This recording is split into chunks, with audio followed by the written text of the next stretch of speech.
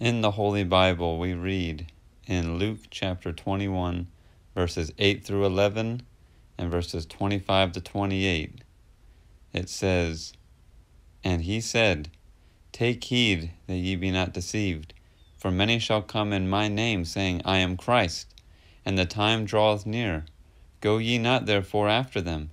But when ye shall hear of wars and commotions, be not terrified, for these things must first come to pass, but the end is not by and by. Then said he unto them, Nation shall rise against nation, and kingdom against kingdom, and great earthquakes shall be in divers places, and famines, and pestilences, and fearful sights and great signs shall there be from heaven. And there shall be signs in the sun, and in the moon, and in the stars, and upon the earth distress of nations, with perplexity, the sea and the waves roaring, men's hearts failing them for fear, and for looking after those things which are coming on the earth. For the powers of heaven shall be shaken. And then shall they see the Son of Man coming in a cloud with power and great glory. And when these things begin to come to pass, then look up, and lift up your heads, for your redemption draweth nigh." From the inspired writings of Ellen G. White in the book Last Day Events, it says this: "Satan is working in the atmosphere. He is poisoning the atmosphere.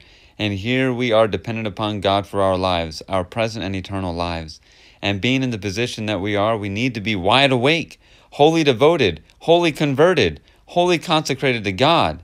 But we seem to sit as though we were paralyzed. God of heaven, wake us up." It also says this: "Famines will increase. Pestilences will sweep away thousands. Dangers are all around us from the powers within and satanic workings within. But the restraining power of God is now being exercised. I have been shown that the Spirit of the Lord is being withdrawn from the earth. God's keeping power will soon be refused to all who continue to disregard his commandments. The reports of fraudulent transactions, murders, and crimes of every kind are coming to us daily. Iniquity is becoming so common a thing that it no longer shocks the senses as it once did." As she has said, God of heaven, wake us up. Help us to see our need. Help us to be converted today as we see these things happening in the world and the current events. Help us, Lord. Wake us up to see the times that we live in. This is Present Truth for the Present Day Ministry. God bless.